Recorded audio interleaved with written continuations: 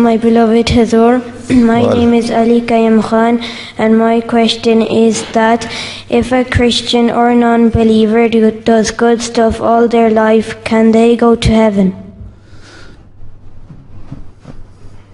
Yes, they can, because it is not me or you who has to decide who is going to heaven or hell. It is Allah who will decide who is going to heaven.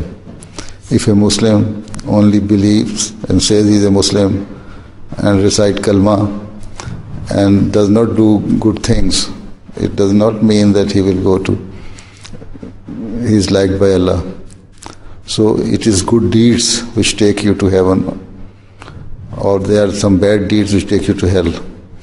But even then, we don't have the right to decide who is going to hell or heaven. Allah will decide. Okay? And everybody will go to heaven. Ultimately, everybody will go to heaven. Huh?